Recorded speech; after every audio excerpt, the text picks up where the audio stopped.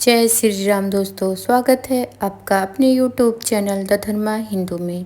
मैं फिर से एक बार आप लोगों के लिए एक नई सनातन धर्म ज्ञान लेकर प्रस्तुत हूँ। तो चलिए दोस्तों शुरू करते हैं। दिवाली के ठीक अगले दिन मनाए जाने वाला परेवा पर्व हिंदू धर्म का एक अत्यंत महत्वपूर्ण त्यौहार है। इसे गोवर्धन पूजा और अन्नकूट के नाम से भी जाना जाता है। कार्तिक माह के शुक्ल पक्ष की प्रतिपदा तिथि को यह पर्व मनाया जाता है। इस पर्व को बलि प्रतिपदा या पड़वा के नाम से भी जाना जाता है, जो विशेष रूप से महाराष्ट्र, कर्नाटक और गुजरात में मनाया जाता है। परेवा पर्व का सबसे प्रमुख पहलू गोवर्धन पूजा है, जिसकी शुरुआत स्वयं भगवान श्री कृष्ण ने की थी।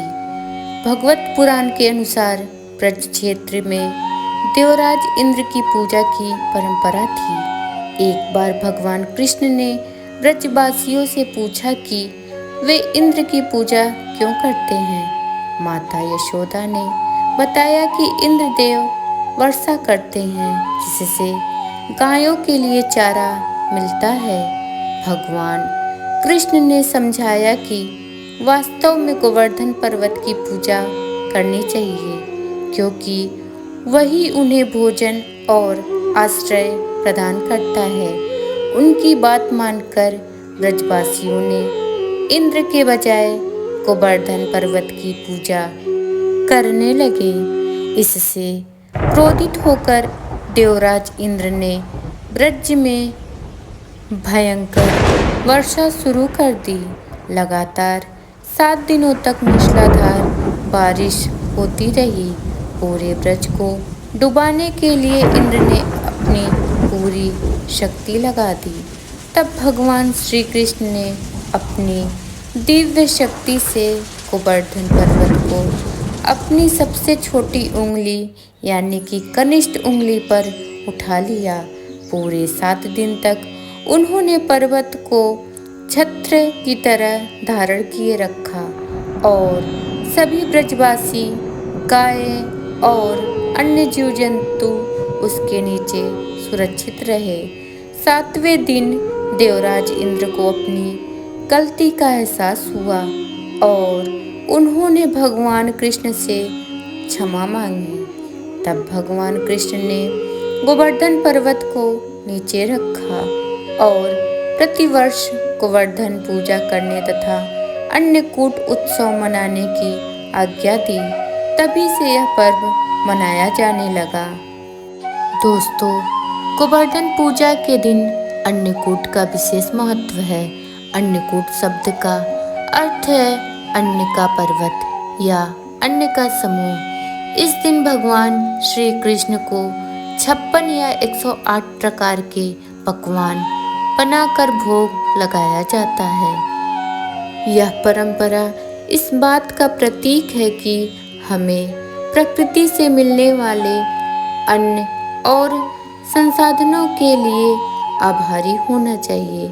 गोवर्धन पर्वत ने ब्रजवासियों को भोजन, आश्रय और जीवन यापन के सभी साधन प्रदान किए थे। इसलिए प्रकृति के प्रति कृतज्ञता व्यक्त करने के लिए यह उत्सव मनाया जाता है। दोस्तों, ऐसा माना जाता है कि गोवर्धन पूजा के दिन गायों की पूजा का भी विशेष विधान है। गायों को सजाया जाता है, उनके सींगों पर तेल और गेरू लगाया जाता है। गायों को पहला भोजन खिलाया जाता है। शास्त्रों में गाय को देवी लक्ष्मी का स्वरूप माना गया है। महाराष्ट्र में इस दिन को पड़वा के रूप में भी मनाया जाता है। नवविवाहित जोड़ों को विशेष रूप से आमंत्रित किया जाता है। भाइयों द्वारा अपनी बहनों को ससुराल से घर बुलाने की परंपरा है।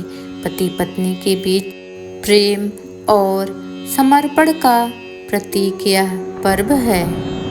उत्तर प्रदेश, बिहार, हरियाणा और पंजाब में गोवर्धन पूजा बड़ी धूमधाम से मनाई जाती है। विशेष रूप से मथुरा, वृंदावन, नंदगांव, गोकुल और बरसाना में इस पर्व की भव्यता देखने को मिलती है। ब्रज क्षेत्र में वास्तविक गोवर्धन पर्वत की परिक्रमा करने की परंपरा है। हजारों भक्त 21 किलोमीटर की गोवर्धन परिक्रमा करते हैं। मंदिरों में विशाल अन्नकूट का आयोजन किया जाता है। महाराष्ट्र और गुजरात के राज्यों में बलि प्रतिपदा या पड़वा अधिक महत्वपूर्ण है। घरों को रंगोली से सजाया जाता है और नए वस्त्र पहने जाते हैं। उपहारों का आदान प्रदान किया जाता है। कर्नाटक में इसे बलि पांड्यमी के नाम से जाना जाता है। किसान समुदाय विशेष अनुष्ठान करते हैं। गौशालों की सफाई की जाती है और राजा बलि की सजी धजी मूर्ति की पूजा की जाती है। दोस्तों, गोवर्धन पूजा हमें सिखाती है कि हमें प्रकृति का सम्मान करना चाहिए। पर्वत, नदियाँ, वन और पशु हमारे जीवन का आधार हैं। उनके प्रति आभार व्यक्त करना हमारा कर्तव्य है।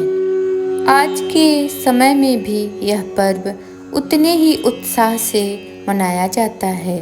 मंदिरों में भव्य अन्नकूट का आयोजन होता है, जहां हजारों भक्त दर्शन के लिए आते हैं। घरों में परिवार के सभी सदस्य मिलकर पूजा करते हैं और प्रसाद बनाते हैं। धन्यवाद दोस्तों, यह वीडियो आप लोगों को कैसा लगा?